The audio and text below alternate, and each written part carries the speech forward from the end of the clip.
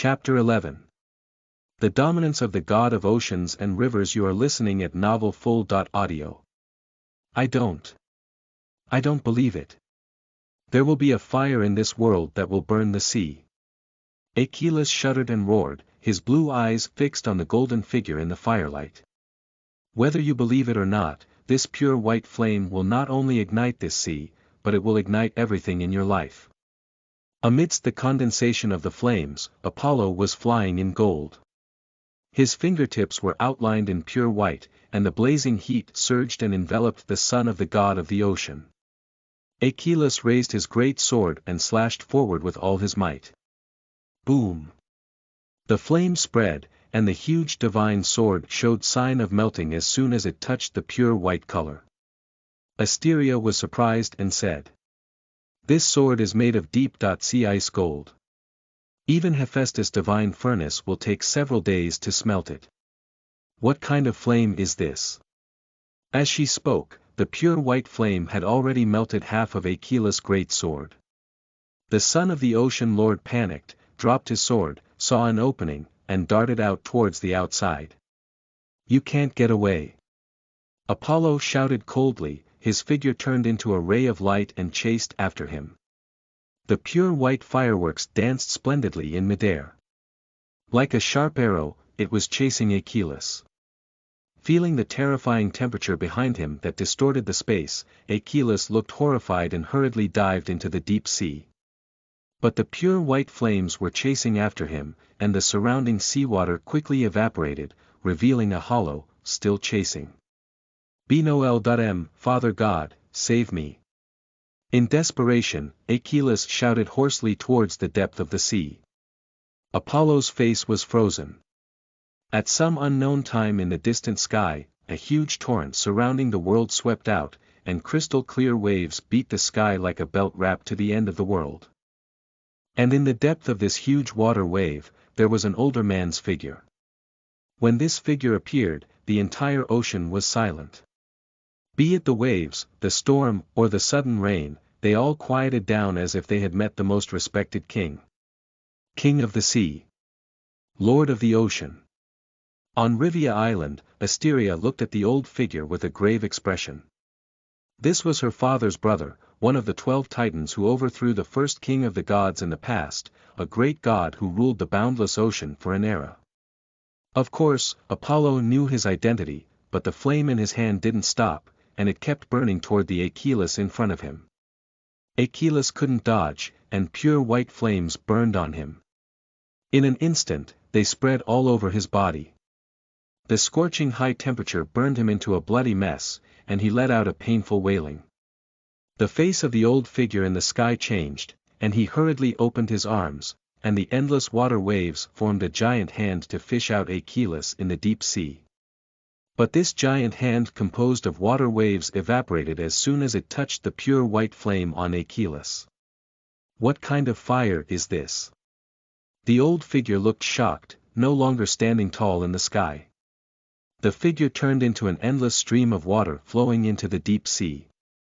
At the same time, the great river, which was like a belt wrapped around the world, also gradually shrank as if it were a belt around Achilles. The pure white flame on his body gradually went out. But Achilles no longer had the human form, his flesh and blood were burned to ashes, his whole body was charred like carbon, and only his skeleton was still intact. Looking at his son's miserable appearance, the old figure couldn't help but be full of anger and looked coldly at Apollo on the sea above. "Young god, your flame is powerful. Even a god like me, standing at the level of the main god, can't extinguish it without using the power of the ocean and river," he said in a soothing tone. Apollo smiled faintly. "If it wasn't great, it might be me lying down now, and my father might not come out to save me." The old face of Oceanus moved slightly. "Who is your father?" Apollo looked at the sky above indifferently. Oceanus' expression changed. "You are the son of Zeus." "Who is your mother?" "He is the child of my sister and Zeus." Asteria rushed over with Hecate. The meteor goddess stared at the ocean ruler with angry eyes. Uncle Oceanus, I need an explanation from the ocean gods about why Achilles was instructed by Hera to deal with Apollo. Oceanus fell silent. He didn't expect his son to be involved in the family affair of the king of the gods of Olympus. After thinking for a while, he hesitated and said, Achilles has already been punished. Let this be over, and I will discipline him. Asteria couldn't help but sneer, Uncle Oceanus, is this the explanation you want to give me? So, what else do you want an explanation for? Lifting his immature son, powerful coercion surged out of Oceanus, covering Apollo and the others. Apollo felt a majestic and vast weight on his back in an instant, like the sea crushing his back. He clenched his palms tightly, supported his body with divine power, and straightened his back. On the other side, Asteria and Hecate were also under enormous pressure. Their bodies were a little hunched, and their cheeks were full of sweat. Seeing them, Oceanus sneered. As one of the 12 Titans, once the lord of the ocean, his strength was one of the top groups, even among the main gods. A mere 3 young gods, who were not even main gods, dared to question themselves. At this moment, Hecate, who was struggling to get support, was suddenly filled with vast and mysterious power. Suddenly, the sky was shrouded in eternal darkness. The deathly silence was like a lullaby playing in the air. The Lord of the Night. Oceanus shouted in fear. Chapter 12. Amphitrite, Queen of the Sea. You are listening at novelfull.audio. The death-like eternal silence filled the vast ocean. The vast sky seemed covered by a black dress, and the sun, moon, and stars had all disappeared. In horror, Oceanus looked at the endless darkness with a deathly hesitant expression. The main god rank was already standing at the top of the gods. Even in the face of Olympus, the king of the gods, although he was afraid of the 3, also had the courage to confront them. But even in the glorious era when the Titans ruled the world, he never dared to offend this incredible being that symbolized eternal sleep. Nyx, the goddess of the night, was one of the 5 primordial gods. She was the oldest, most powerful, and unfathomable existence among the gods. Even her mother, the grandmother of the gods, Gaia, the lord of the earth, also needed to be afraid of 3. Since the end of that ancient age of obscurity, 3 kings of the gods have ruled the world. Among the 5 oldest primordial gods, except for the mother Gaia, 3 had never appeared again. Only this goddess of the night, the master of the night, still had occasional activities. But why would one's mere lecturing of a few descendant gods trigger the appearance of her power? For a short moment, Oceanus thought a lot in his mind. The endless darkness engulfed his body. In the eternal sleep-like silence, a single moment was as if 1,000 years had passed. When the darkness faded, Apollo and the others just felt stunned. But they saw the original imposing ocean god, quivering and kneeling on the sea's surface, with a pair of fearful eyes, and the entire person instantly aged a lot.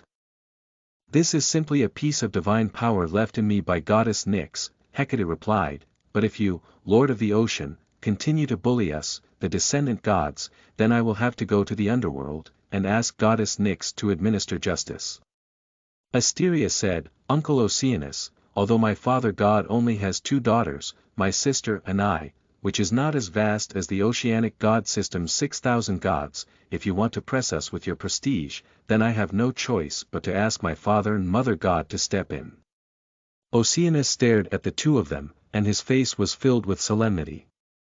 Not to mention Nyx, the goddess of the night, with Asteria's father, mother, and sibling, were one of the 12 Titans of the past, and their strength were not inferior to other gods.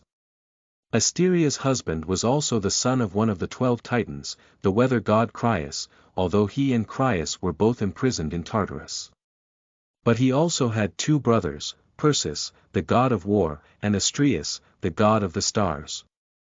The former was a famous wise man among the gods of Titans in the past, alongside his own daughter, Metis, and the god of foresight, Prometheus. The latter was the father of the star god and the wind god, the ruler who ruled the starry sky and was at the top of the main gods. If he really provoked so many powerful gods, then his oceanic gods could not bear it. Feeling Oceanus' hesitation, Apollo was also a little stunned. He never thought that there were so many powerful gods in his mother's family. In reality, the Greek gods were one family. If you identify any god to pull the relationship network, you can extract many powerful gods. It's just that the gods often had many descendants. If they were not close, they would not care about the younger generation. Just like Oceanus, when his daughter Metis was swallowed by Zeus, he didn't show up at all. Because he had the most descendants of the gods, with 3,000 sons and 3,000 daughters. Metis was only one of the 3,000 daughters, and naturally, it was not worth his confrontation with the king of the gods. However, Apollo's mother, Leto, whose father was the celestial god Cronus and his mother was the goddess of light, Phoebe, had just 2 daughters, Leto and Asteria. If they had not already retired for many years, Hera might not even have had the guts to persecute Leto. The anger of those 2 Titan gods was not something that anyone could bear. So my background is also very strong. Apollo smiled inwardly. Instead, his eyes glanced at Hecate. I have long heard that she is very close to Nyx, the goddess of the night, but I didn't expect that she was so close that Nyx especially left her divine power on her body. She seemed to sense the surprise in Apollo's eyes. Hecate wiped the stain on her face and winked at him proudly. Asteria asked again. Uncle Oceanus, if you don't explain what Achilles did to Apollo, we will never stop with the ocean gods.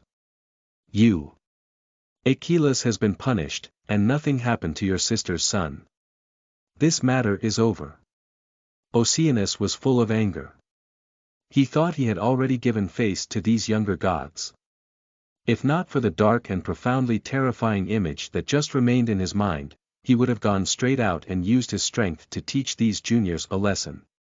Apollo was not hurt, this is because of his strength. But Achilles, a powerful god who has been famous for a long time, attacked a god who was just born 10 years ago. Does the god of the ocean think we are easy to bully? Asteria's face was full of chills. She was angry at what happened to her sister and at the persecution of Apollo. Apollo couldn't help but be moved by Asteria's stubborn appearance. All along, this aunt had helped her family too much. Damn, I'm your elder, the ruler of the gods. Seeing Asteria's attitude, Oceanus was annoyed.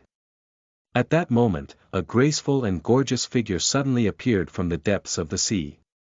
Father, it's true that my brother did something wrong, so let me apologize to Sister Asteria. Chapter 13. Amphitrite's Invitation. You are listening at novelfull.audio. Chapter 13. Amphitrite's Invitation. Apollo and several people turned their attention to the waves at the same time.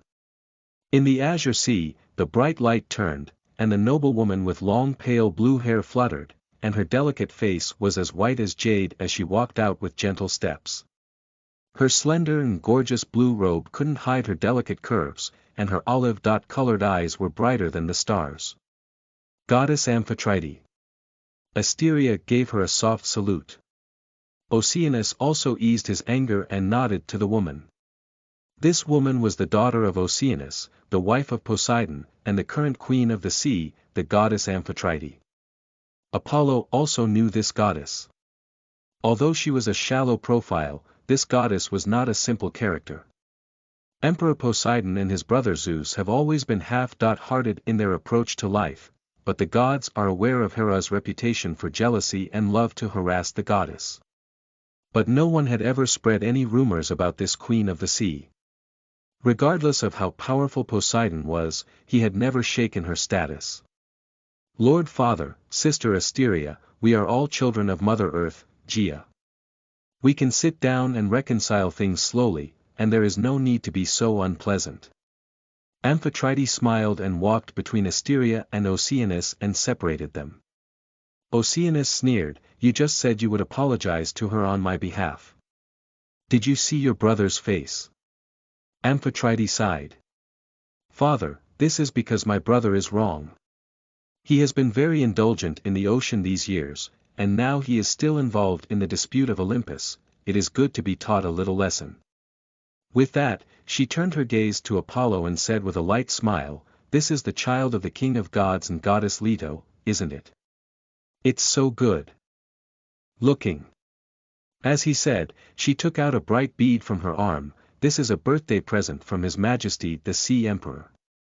I think it suits you very well, Apollo." Seeing this pearl, the expressions of Oceanus and Asteria could not help change. Oceanus shouted, "I asked you to give it to your brother to help him break through the main god, but you disagreed. Now you are actually giving it to an outsider. This is too precious, and I ask the goddess to take it back." Asteria also said. Amphitrite grabbed Apollo's hand and put the bead on it with a faint smile. "What's so precious about it? Give it to the child for fun." Then she turned her head to look at Oceanus. "Father, take this brother back for treatment." Fortunately, he did not become the main god, otherwise, the disaster would be even greater. "Humph, the daughter who married outside is really not my family anymore." Oceanus stomped his feet in anger and carried the unconscious Achilles away in the sea waves. As soon as he touched the pearl, Apollo felt a gentle force that slowly poured into his body, and the divine power in his body seemed to be activated and grew autonomously. This is the deep sea's core. The effect of it is to increase divine power and strengthen the bloodlines. It is very useful to the ocean gods. It is also a precious treasure. Hecate said to him. As the two spoke, Amphitrite turned around with an apologetic face. "My sister Asteria, I'm really sorry. My father has always been so savage and stubborn. I apologize to you for everything he and my brother have done." Asteria was a little overwhelmed because the queen of the sea had lowered her posture so much. Apollo walked to the front and mumbled, "Aunt Amphitrite, thank you for the pearl you gave me." Amphitrite lowered her body full of love and exclaimed. "Fate really favors His Majesty the King of God, first Athena, and now Apollo. You are all such excellent gods." She pursed her lips and sighed. "As you should have seen, my father is stubborn and arrogant, and he knows nothing except giving birth to children. Envy that I have 3,000 brothers and 3,000 sisters, most of whom have been sent to marry and cling to each other.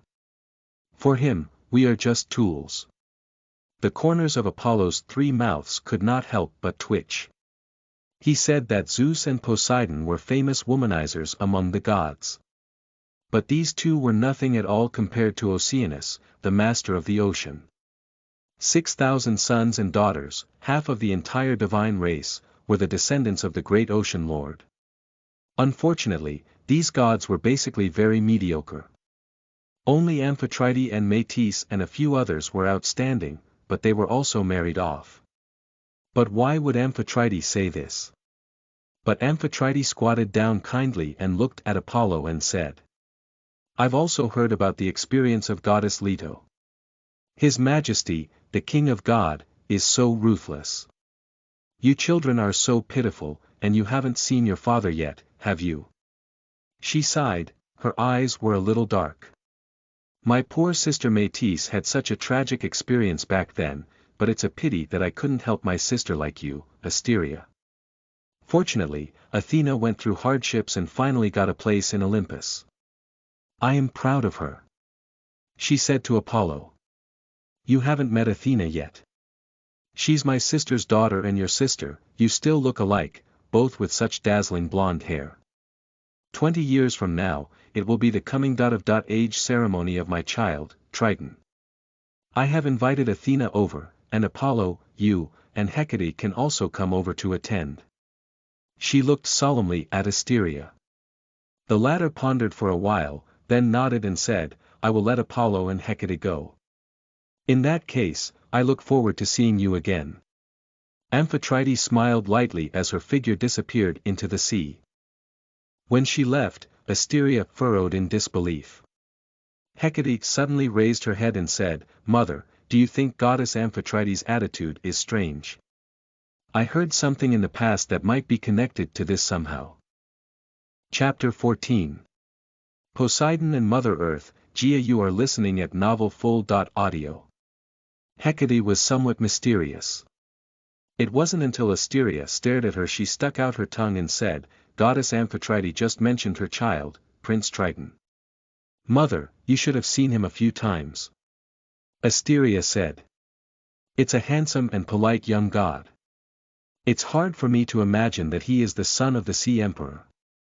They have absolutely no similarities. But it's normal for children not to look like their parents. Little Apollo and little Artemis just inherited their sister's beauty and not Zeus' savage look. She couldn't resist pinching Apollo's handsome face again. Hecate smiled lightly and continued, although the Sea Emperor has many children outside, Prince Triton is the only first son. But recently, the Sea Emperor has another heir. His mother's identity is very unusual, so the goddess Amphitrite may be flustered because of this. Which goddess was that?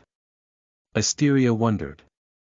Compared with his brother Zeus, the Sea Emperor Poseidon was more famous for not paying attention to goddess, so most of his relationships were with ordinary goddesses or mortals. And Zeus's taste was much higher, and the lovers were gods of extraordinary status. Of course, Apollo knew that this was also temporary. With the passage of time, the excellent goddesses were all picked, and Zeus gradually turned his attention to mortals, even the same sex. But at this moment, Zeus was still on the high end, while Poseidon was on the low end, rarely getting the hearts of the higher status goddesses. It's a goddess that scares you all when you say something about it. Hecate couldn't help but look around like she was a little scared. Apollo recalled Greek mythology, his face was frozen, and he pointed to the earth at the edge of the ocean and said, could it be that one? Wow, you can even guess that. Hecate looked at him in surprise. Asteria also reacted and was astonished, it's actually the Earth Mother, and she gave birth to a child, which, she couldn't believe it. The fact is that goddess Gia gave birth to a child for the Sea Emperor recently, called Antaeus, so the Sea Emperor has not been in the ocean during this time.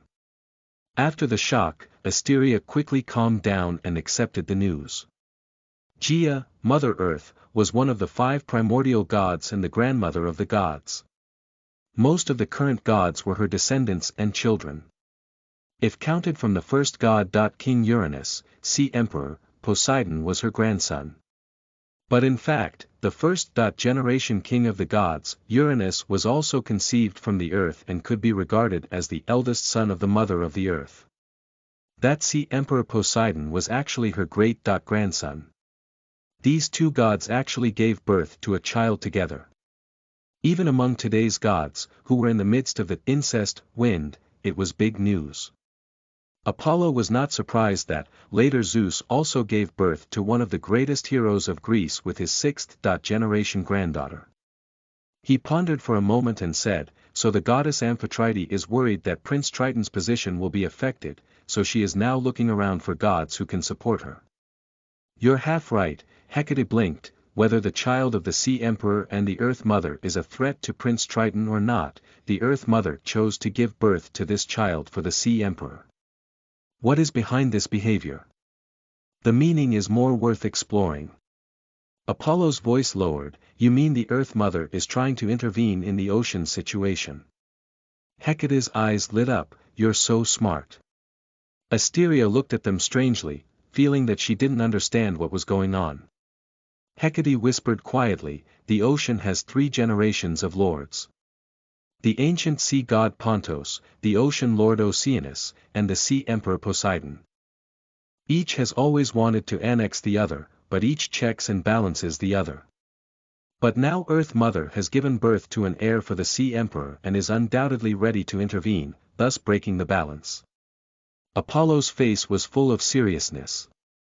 Asteria interrupted him, what are you thinking about at such a young age? Let me see if you just got hurt by Achilles. Don't worry, Aunt Asteria, I'm fine. Apollo touched the pearl in his hand and suddenly realized that his clothes were a little wet.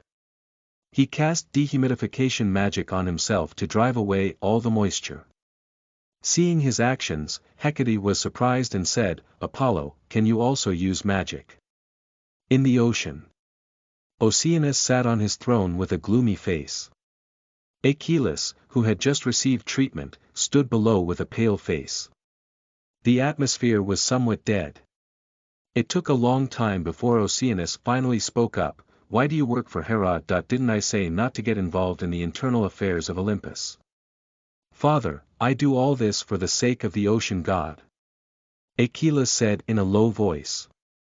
For a long time, among the three major forces of the ocean, Pontos has the strongest strength and power, and although Poseidon has a weak foundation, he has the priesthood of the Emperor of the Sea, and he has resistance to all the gods in the sea, and there is also the support of Olympus behind him. Only our ocean god has neither strength nor the support of other gods behind it, and our situation is the most dangerous. Oceanus frowned and said, You are talking nonsense. You have so many sisters married to various gods. Why do we have no supporters? Achilles sneered. A married daughter is an outsider. Look at Amphitrite's attitude towards us now, and you will know if they all remember you as a father god. Oceanus was silent for a moment and said, Then you can't cooperate with Hera. She is the goddess of Olympus. This position should belong to your sister, but Zeus killed her, Achilles yelled, so what? As long as it can make the oceanic god more secure, what does it have to do with who to cooperate? He wore a solemn expression on his face, saying, Zeus is also concerned that Poseidon's authority in the sea may grow and endanger his throne. So, with Hera's assistance, we can make Poseidon lose Olympus' support while securing our own. But you haven't even been able to win against a junior who was born only 10 years ago. Oceanus sneered. The veins on Achilles' face suddenly burst. This is my carelessness. I didn't expect him to be able to produce such a terrifying flame, but the next time will be his death. Do you still want to do it again? Oceanus frowned. Since we have already struck once, naturally, we can't just stop. Achilles shouted while his eyes were filled with icy killing intent. Chapter 15. Astrea, the goddess of the stars. You are listening at novelfull.audio. On Rivia Island. In the early morning, Apollo looked in the mirror, looked at himself, who looked like a 14 or 15-year-old boy, tidied up his clothes, and came to the south of the island. Under the golden morning light, vigorous grasses were growing tall and strong on the soil. After observing them for a moment, Apollo snapped his fingers. Suddenly, a rain of light fell from the sky. The fine raindrops fell on the ground, moisturizing the grass on the soil, and the grass grew a lot taller at once. Immediately, buds grew, and bright flowers bloomed quickly. Wow, Apollo, our experiment was successful. Hecate cried happily from behind. Apollo smiled lightly and said, The reason why gods are born with extraordinary power is because we have the ability to fit some of the natural laws of the world in our bloodline. But most gods only know how to use this innate power brutally, without thinking about the principles involved. Hecate said proudly, Well, that's why we created magic. You don't need the power of blood, as long as you have a deep understanding of the law, you can display the power of magic. Since Apollo showed his mastery of magic, she pestered him, and the two of them studied magic together. After over 10 years of hard work, they clearly understood the essence and mystery of magic and divine power.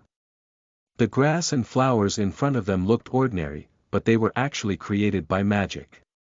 Now that the flowers were blooming, it meant that their magic had reached a level where they could create life. From now on I am the goddess of magic, and you, Apollo, are the god of magic. Hecate looked at Apollo seriously. In the past 10 years of getting along, she completely felt Apollo's profound understanding of magic, and she thought she was inferior to Apollo. Now brightly saying that she wanted the two to be called the same, she couldn't help but blush a little. Apollo, however, smiled. He actually admired Hecate more. To be able to create a magic system out of nothing, such a talent could be amazing. While it might seem like he was helping Hecate perfect her magic over the years, it was actually Hecate who was helping him adapt to the magic system of this world. The magic inheritance of the Arago continent opened from the treasure chest was exquisite, but the situation in different worlds was different, and the two were actually not connected in many places.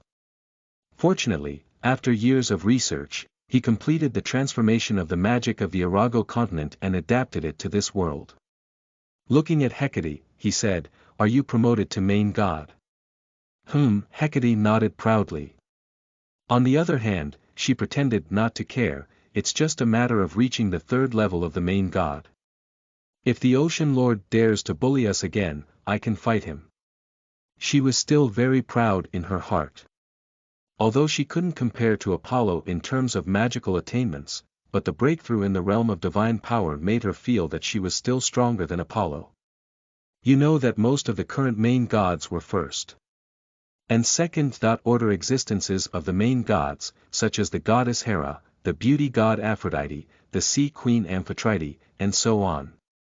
And as soon as she broke through, she reached the third level of the main god, which was obviously not her limit. It wouldn't take long for her to become a top-level existence among the main gods. Because the power of her bloodline was really very strong, in these years, she did not become the main god, because she was studying magic and always getting hurt, and her body had been very weak. You are really amazing," Apollo praised. In his heart, however, he understood that this was the pressure he had received when he faced Oceanus last time. It had touched Hecate's pride. That's why she has worked so hard to improve herself over the years. How could she not? Among the gods, it was necessary to rely on strength to speak. "I have been staying on Rivia Island all these years, and I haven't gone out and opened many treasure chests. The strength improvement is a bit slow, and I have reached the peak of the upper god, and it is still a line away from the main god L.Rg. Apollo was a little dissatisfied. The peak of the upper gods was actually very powerful, but if you didn't reach the realm of the main gods in one day, you couldn't be called the powerhouse among the gods. However, it's very close to Triton's coming-of-age ceremony, which Amphitrite said. When the time comes, if I go to the Sea Emperor's shrine and get that high-level treasure chest, I may have an opportunity to be promoted to the main god." Apollo pondered inwardly.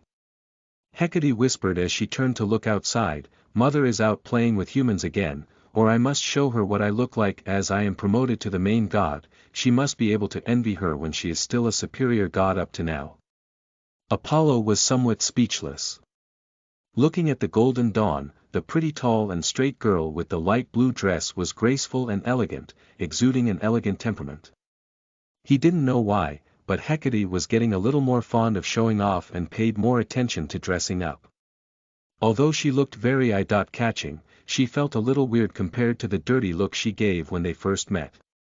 Seemingly feeling his gaze, the girl's cheeks were slightly flushed in the golden dawn, and she said, "By the way, Sister Astrea is coming today.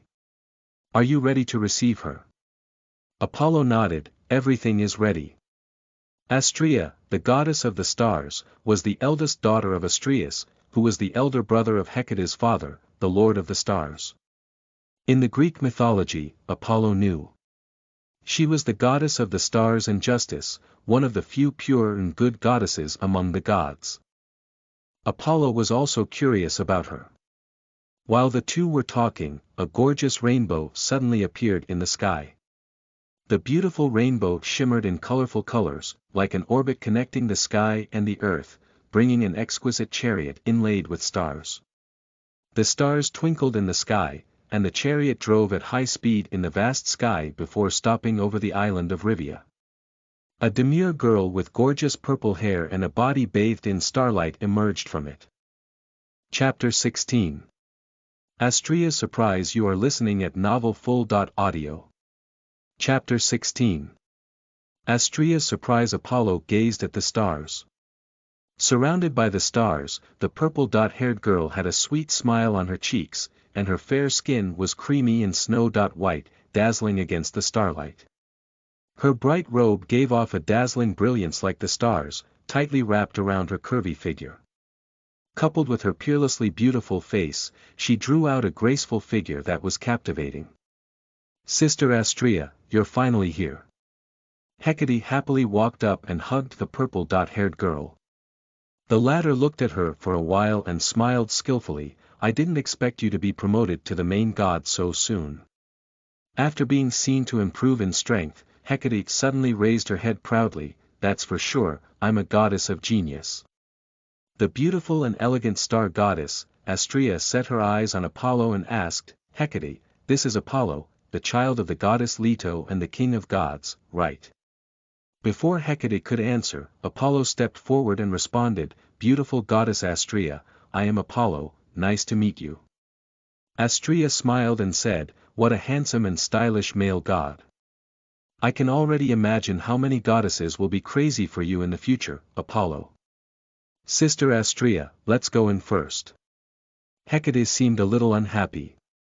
Astrea suddenly noticed the flowers blooming on the ground, with a strange expression on her face. What are these?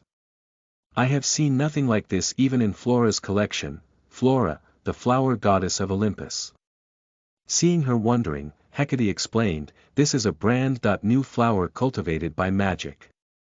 Magic, is that the kind of magic you study that can use all kinds of divine arts without divine power? Astrea was surprised, have you been able to use it to create life? Feeling Astrea's admiring gaze, Hecate felt a little embarrassed and said, actually, most of this is because of Apollo, who has contributed more than me. Apollo, did he also participate in the development of magic? Astrea looked at Apollo in surprise. Apollo smiled lightly and said, it's not as exaggerated as Hecate said. I did half of the contribution with her. The surprise in Astrea's eyes still didn't go away. She knew that magic, a spell that didn't require divine power, could exert all kinds of extraordinary powers in all aspects, and it was something that could cause much change. Hecate was wise from an early age and was even favored by the goddess Nyx. How long has Apollo been born, and his magical attainment is comparable to or surpassing hers? She struggled to resist her innate curiosity about this handsome and extraordinary son of the king of gods. Hecate took her to the palace where she lived. The picture that came into view shocked Astrea. She looked at the ordinary palace from the outside, but when she walked in, it was a dazzling sky full of stars. The dazzling starlight made her feel like she had returned to her home in the starry sky. Hecate scratched his head and said, this is the projection magic developed by Apollo. He likes to call it holographic projection and can switch various backgrounds freely. Today, thinking of Sister Astrea, he deliberately made it into a sea of stars.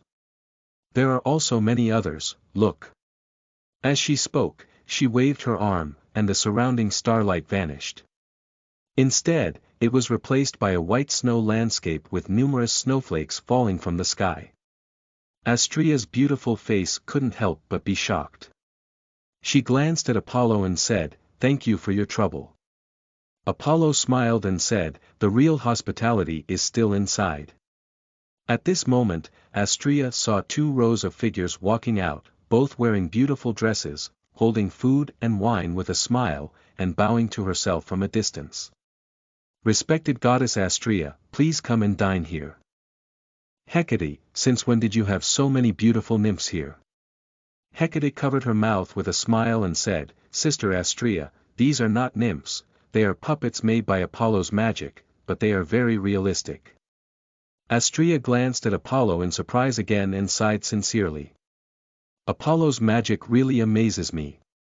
The latter walked gracefully to the dining table and waved, Goddess Astrea, please have a meal. The 3 of them sat down. Astrea stared at Apollo and suddenly said, Apollo, you should have reached the peak of the upper god rank. What an outstanding talent. No one is considered powerful among the gods until they reach the main god. Apollo responded indifferently. With your talent, it's only a matter of time before you become the main god. She changed the subject. Have you ever thought about when you'll be back at Olympus?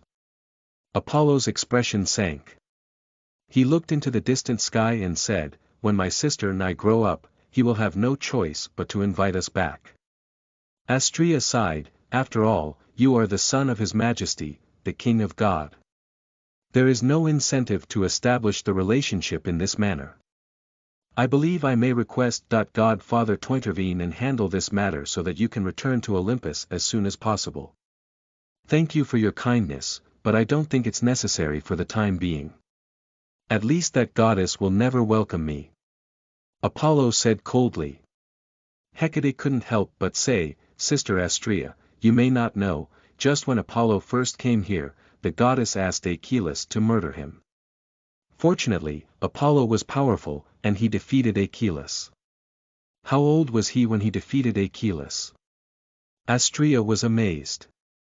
At the same time, she let out a long sigh of relief. Since this is the case, let everything take its course. She switched the subject and said, this time, in addition to visiting you, Hecate, I went to the ocean. Amphitrite invited me to Prince Triton's coming-of-age ceremony. Chapter 17. Ares, the god of war, and Eros plot. You are listening at novelfull.audio. Chapter 17. Ares, the god of war, and Hera's plot. On Mount Olympus, Hera scowled angrily at the burly Achilles standing in front of her. I thought the son of the dignified oceanic god is very capable. He was half-killed by a god who had just been born over 10 years and even asked his father to rescue him. It's really amazing. The sneering tone struck Achilles like a whip on his wounds. Hera, don't go too far. I suffered such humiliation because of you. The latter couldn't help roaring. Hera laughed coldly. Isn't it because you're incompetent?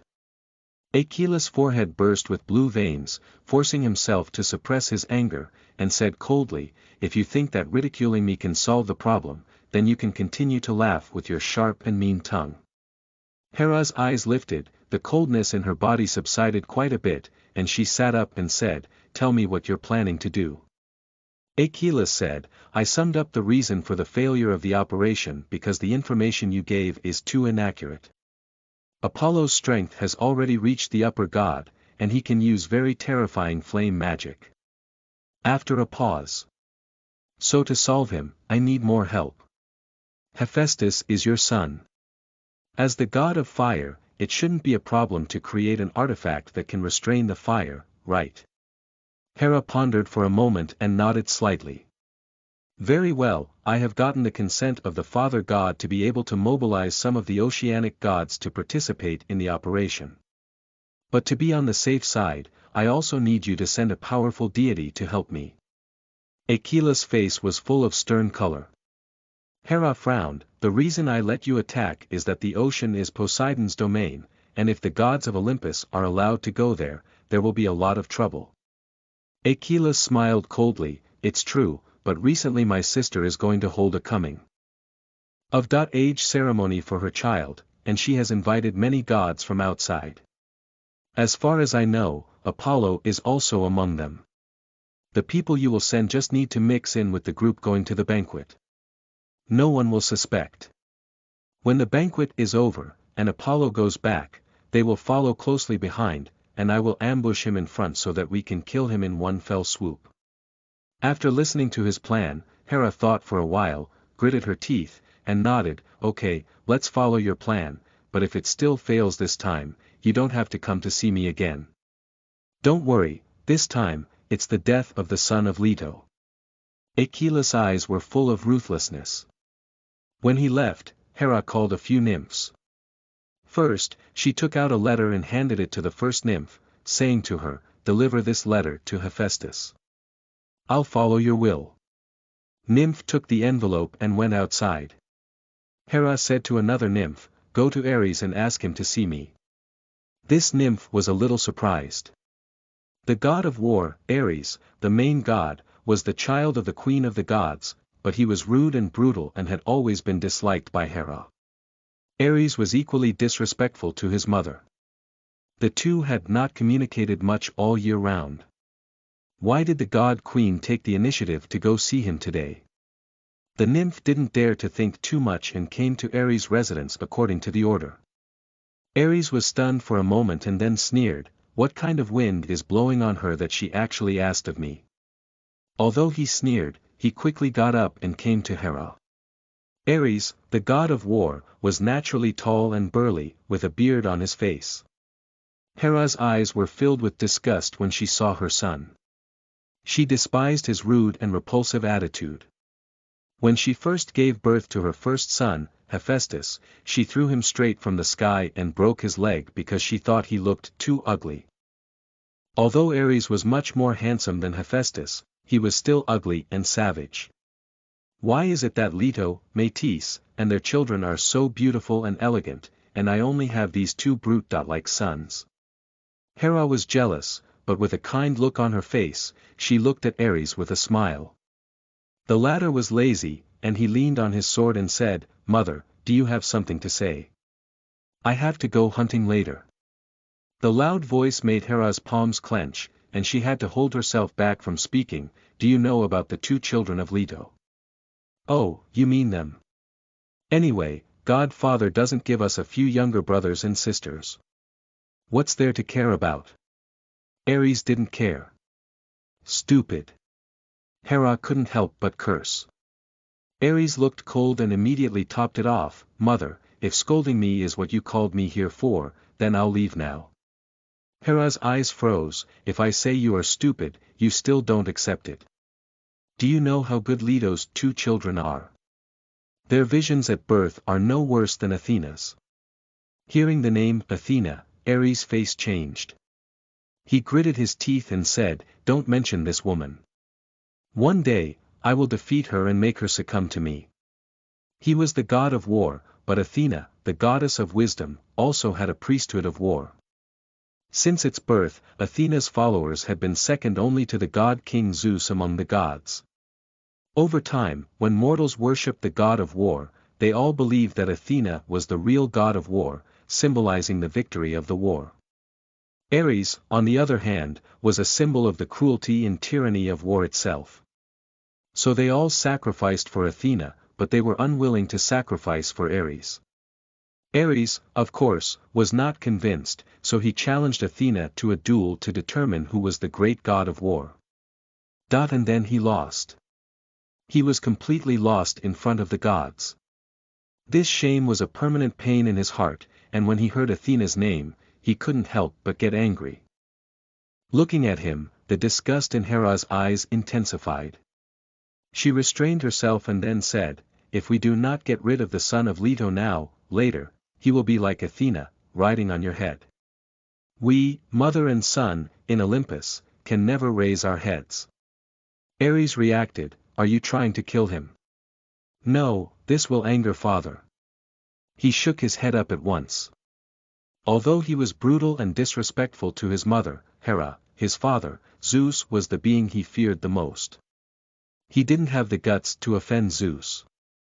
"Since I asked you to take action, I naturally arranged everything.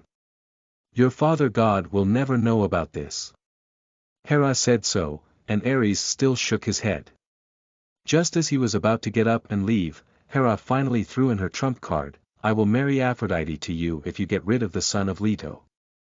Chapter 18. Athena's voice. You are listening at novelfull.audio. Chapter 18. Athena's voice. Ares looked at Hera excitedly and said, "Mother, are you serious?" Aphrodite, the goddess of love and beauty, was the embodiment of love and beauty and the most feminine of the gods. No matter which male god it was, they all coveted her beauty. Even his father, the greatest king of the gods, was included. It's just that because Hera was too tight, Zeus never had a chance to start. But because of this, no male god dared to force Aphrodite to marry him. Ares was also one of Aphrodite's many admirers, long obsessed with this most beautiful god. But none of them chased her.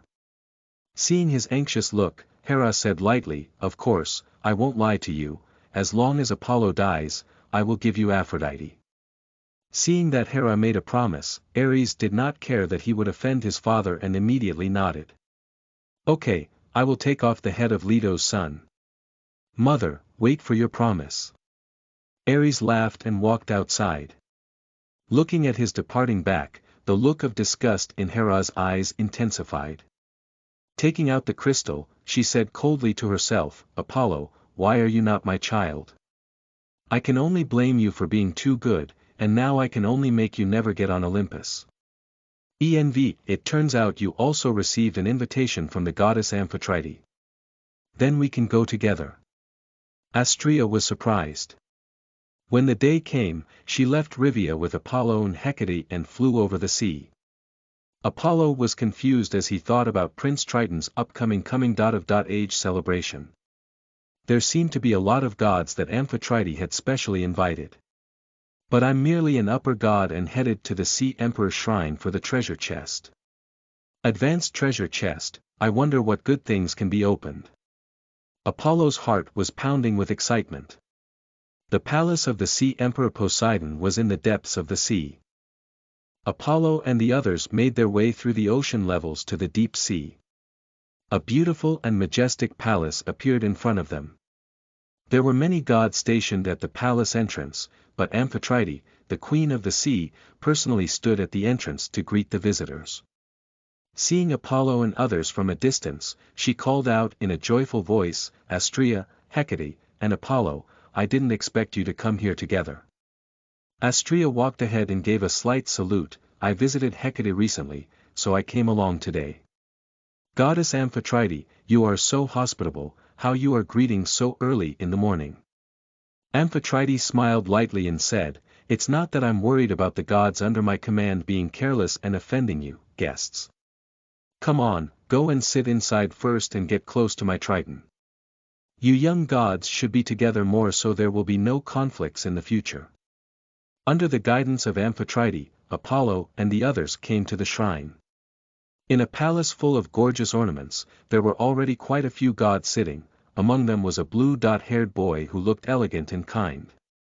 The gods inside stood up to greet the three of them when they saw their arrival. "Goddess Astrea, you are as beautiful as ever. Goddess Hecate, you are so cleanly dressed today." The gods' attention was concentrated on Astrea and Hecate, and few of them paid attention to Apollo. Only the blue-haired boy at the top stood up and walked to Apollo, smiling, and said, "You're Apollo, the son of the goddess Leto and His Majesty the King of the Gods, right? Mother said you're a handsome and extraordinary deity that one can't help but admire when they see it, and she was right. Prince Triton is more beautiful." Apollo looked at him with a smile. Then, the other gods noticed Apollo and whispered to each other, "This is the child of the goddess Leto. I heard that when he was born, the sky floated with the morning sun's light, and the vast scene was no less than when the goddess Athena was born.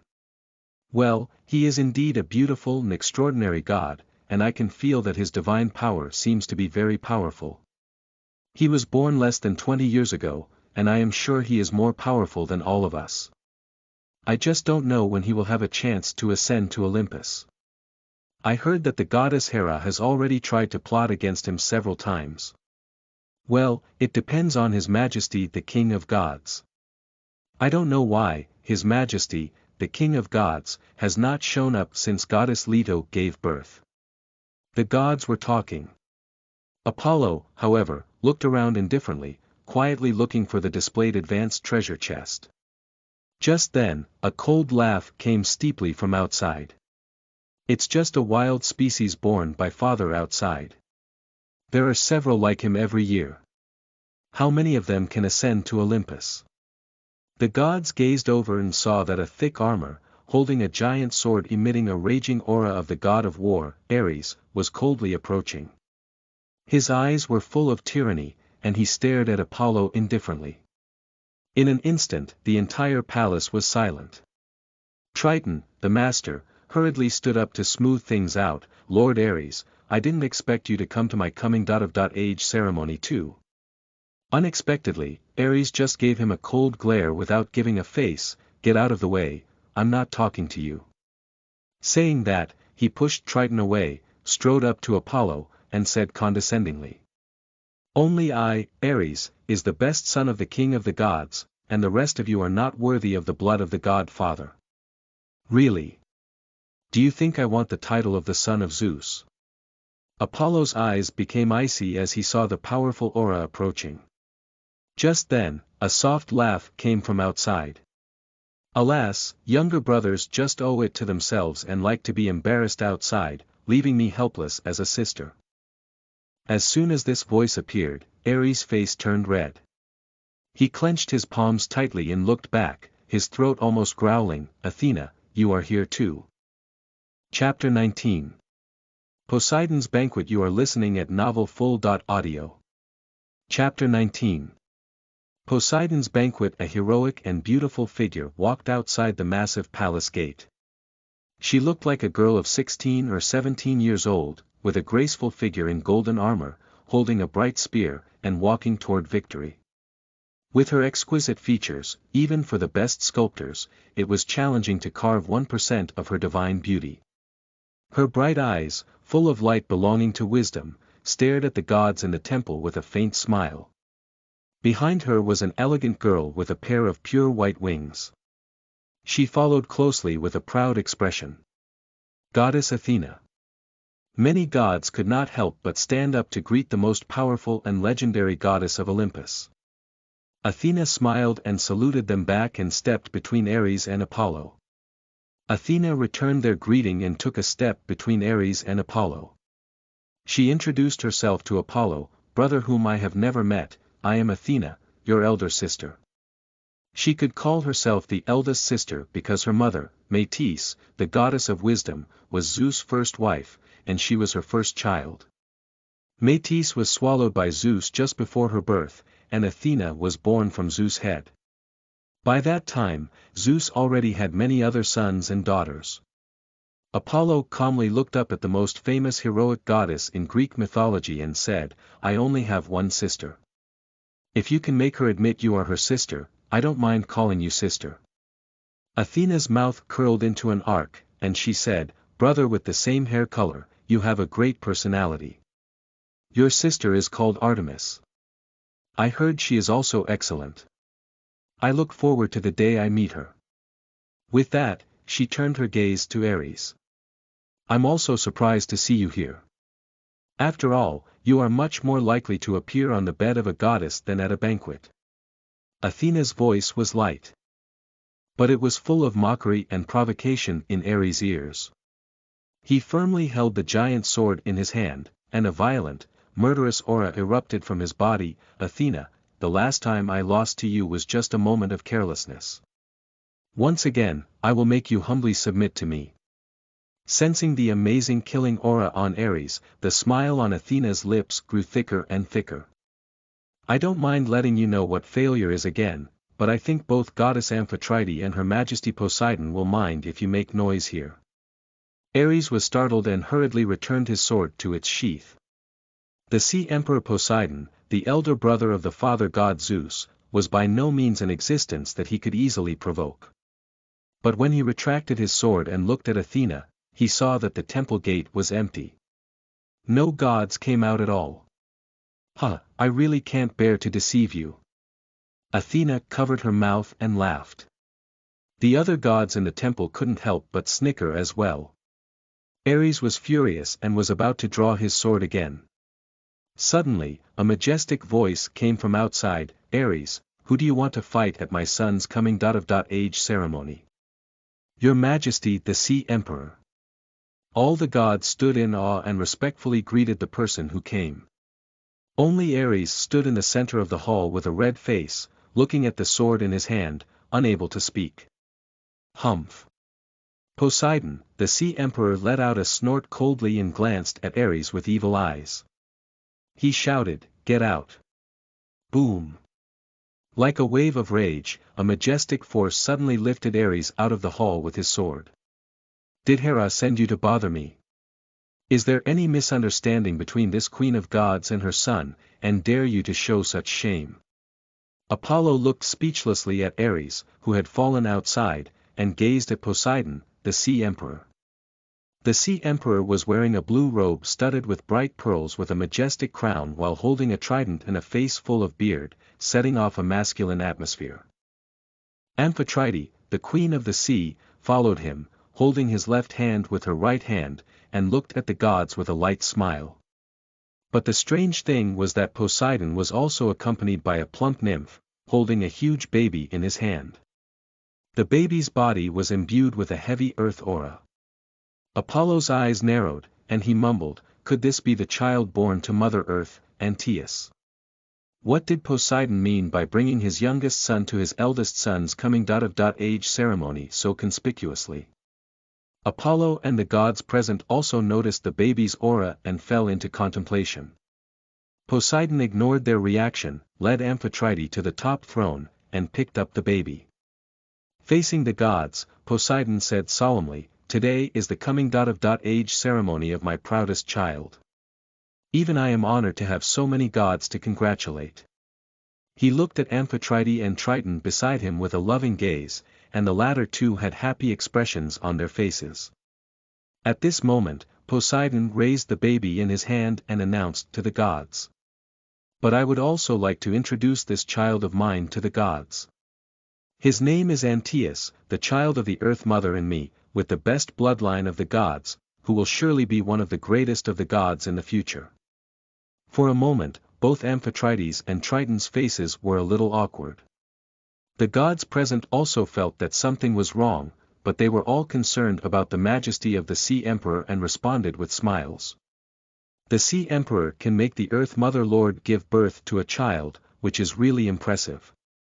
Yes, combining the bloodlines of the Sea Emperor and the Earth Mother, Prince Antaeus will be a great god, not inferior to the 12 Titans when he grows up. I can already foresee such a future. Under the Sea Emperor's and Prince Antaeus's leadership, the ocean will become the head of the gods of all parties. The flattery of the gods made Poseidon's face full of smiles, and Amphitrite on the side was more and more secluded. After a few words with Astrea and Hecate, Apollo softly disappeared into the crowd. After some searching, he eventually found what he was looking for in a corner. "I wonder what I can open this time." Advanced Treasure Chest. Chapter 20. The Divine Artifact 7-Stringed Lyre, Athena's Touch. You are listening at novelfull.audio. Apollo walked a little farther after taking the advanced treasure chest he found.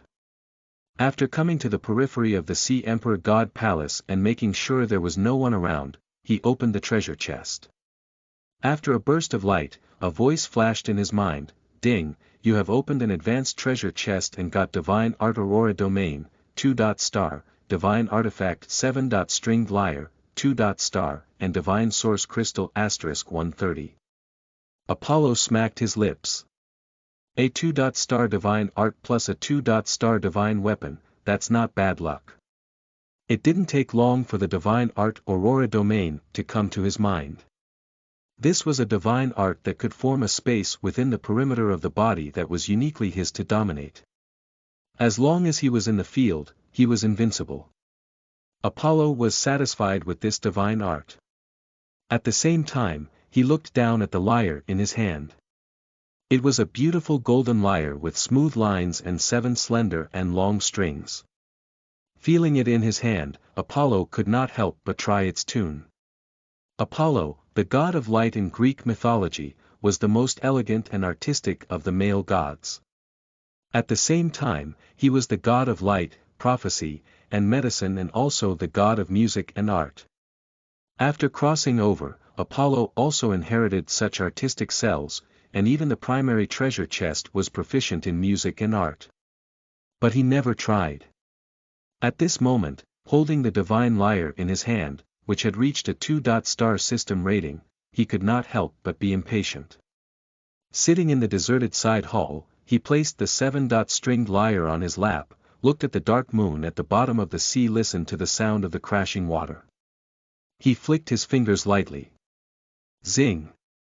The clear and crisp sound of the lyre rang out at once, echoing through the water waves. Apollo did not want people to hear his lyre and used soundproof magic. In the gloom, he recalled the days of his previous life and the bits and pieces that happened in this world for over 20 years. The lyre sounds he played were tactful, like flowing water splashing on the sea's surface. There was only vague light on the dark seabed, and the Sea King's palace not far away was brightly lit. Apollo's heart suddenly became highly peaceful, and the melodic sound of the lyre reverberated around him. Why is there no sound at all? Athena quietly walked away with goddess Nike in the noisy banquet and suddenly became keenly aware of it. There should have been the sound of water flowing everywhere on the seabed, but there was no sound. Could it be that some gods have evil intentions and are lurking there? As the goddess of war, Athena's sense of crisis was heavy. She winked at her subordinate goddess, and Nike, the goddess of victory with beautiful wings, immediately understood. Athena carefully restrained her aura, followed by Nike, blessing the two with the priesthood of victory. It made Athena's ability to shield her aura even more powerful. The two soon came to the place where the sound was isolated. Athena's eyes flashed, and she used the power of the priesthood of wisdom. The priesthood of wisdom has two main functions: one is to get information from the outside world, and the other is to process the information got. That was to inquire and think. What Athena was using at this moment was the ability to detect. She was one of the most powerful main gods of Olympus. How could the soundproof magic laid by Apollo casually resist her all-out detection? In an instant, Athena broke through the soundproof layer, heard the sound inside, and saw the blonde boy quietly playing the lyre. She was stunned in the palace. On the dark bottom of the sea, the water flow kept surging, the huge water pressure enveloped every living being walking, and the endless cold filled the place where the sun could not be seen. However, the long sound of the lyre penetrated the water, walking in the endless darkness and coldness. The slender 10 fingers plucked the silk strings, and the smooth tones echoed. Athena suddenly remembered the dark time she lived in her father's body. It was also cold and dark like this. While constantly looking for light, she broke all shackles and came to this world. Athena. Nike's worried voice woke Athena up. The goddess of wisdom stood in place with some disappointment, but her gaze pierced through the darkness and gazed at the blonde boy stroking the 7-stringed lyre inside. His fingertips suddenly lifted his drooping hair, which was also as bright as gold. If my brother were still alive, he would have had blonde hair like this. Athena murmured in her mind. Like Apollo and Artemis, she was actually twin siblings. The younger brother Boros was predicted to be the 4th generation of god-kings before he was born, so their father, Zeus, did not hesitate to swallow the mother, Metis, who was still pregnant with the child. She was born with her brother in her father's head, but the conditions only allowed one to live. The brother knew that if he came out alive, he would die, so he left the chance of life to his sister. This led to the birth of the goddess of wisdom from the head of the king of gods. That memory is very far away, and I shouldn't recall it, Athena admonished herself. Unless the gears of fate turned one day, a new king was born. Otherwise, she should forget this memory and be at ease as the best daughter of the king of the gods and the most splendid goddess of Olympus. This was what her mother and younger brother exchanged their lives for. She could only bury her hatred deep in her heart. But looking at the elegant and handsome teenager in front of her, she still couldn't help but remember this memory. Suddenly, the plucking of the lyre stopped. Apollo slowly opened his eyes and looked at the two beautiful figures outside.